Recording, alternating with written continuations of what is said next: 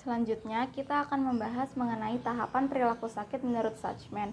Nama saya Anis Lutfia akan menjelaskan subbab yang kelima ini. Jadi menurut Noto Atmojo, hasil dari beberapa pengalaman dan hasil observasi yang terjadi di masyarakat, perilaku seseorang termasuk terjadinya perilaku kesehatan itu dipengaruhi oleh dua hal. Yang pertama itu pengalaman-pengalaman seseorang, dan yang kedua faktor eksternal berupa lingkungan fisik dan juga non-fisik. Nantinya, perilaku ini bakal mempersepsikan seseorang sehingga menimbulkan motivasi untuk bertindak yang akhirnya diwujudkan dengan perilaku, termasuk salah satunya perilaku sakit. Nah, sekarang kita akan membahas illness behavior atau perilaku sakit. Jadi, illness behavior ini adalah cara seseorang bereaksi terhadap gejala-gejala penyakit.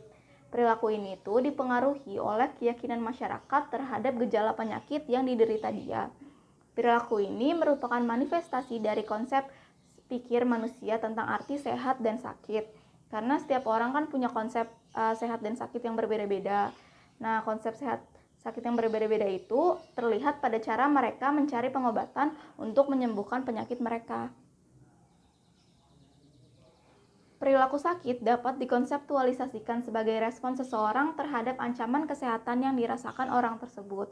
Respon ini mendorong seseorang untuk mempersepsikan ancaman kesehatan yang mendasari timbulnya perilaku sakit.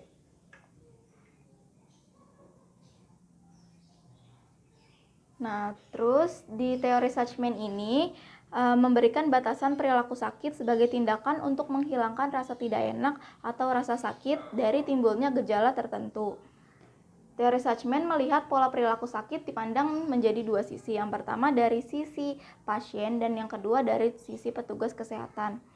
Yang terpenting dalam model Suchman adalah menyangkut pola sosial dari perilaku sakit yang termasuk yang terlihat pada cara orang mencari, menemukan, dan melakukan perawatan medis. Nah, pada teori Suchman ini pendekatan yang dilakukan ada 4 unsur yang menjadi faktor utama perilaku sakit. Yang pertama itu ada perilaku itu sendiri, yang kedua ada sekuensinya, yang ketiga ada tempat atau ruang lingkup, yang keempat variasi perilaku selama tahap-tahap perawatan medis.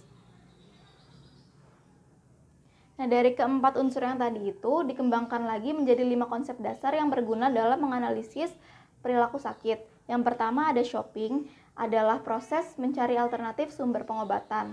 Yang kedua ada fragmentation, adalah proses pengobatan oleh beberapa fasilitas kesehatan pada lokasi yang sama. Yang ketiga ada procrastination, adalah proses penundaan pencarian pengobatan padahal gejalanya udah ada. Misalnya kita udah ngerasa pusing atau nggak enak badan gitu, tapi ya udah dibiarin aja, nggak malah berobat ke fasilitas kesehatan.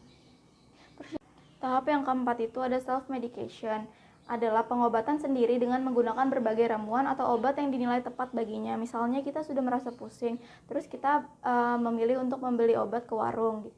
Terus yang kelima ada discontinuity, adalah penghentian proses pengobatan.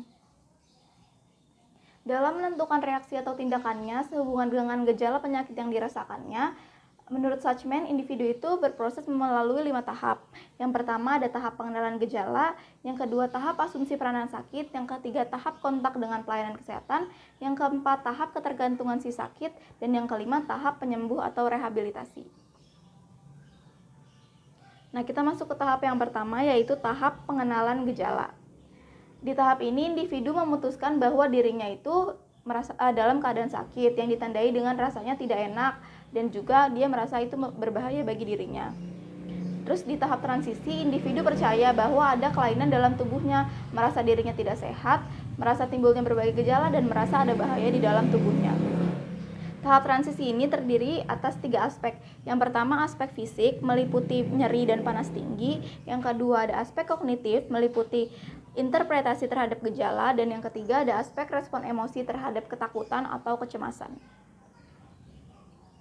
Nah, yang kedua itu tahap asumsi peranan sakit. Karena merasa sakit dan perlu pengobatan, individu mulai mencari pengakuan dari kelompok acuannya seperti keluarga, tetangga, dan lain-lain tentang sakit yang dideritanya, dan dia juga meminta pembebasan dari tugas sehari-harinya.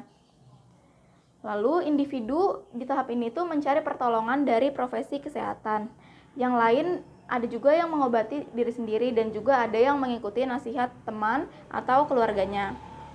Nah, akhir dari tahap ini dapat ditemukan bahwa gejala telah berubah dan merasa lebih baik. Individu masih mencari penegasan dari keluarga tentang sakitnya.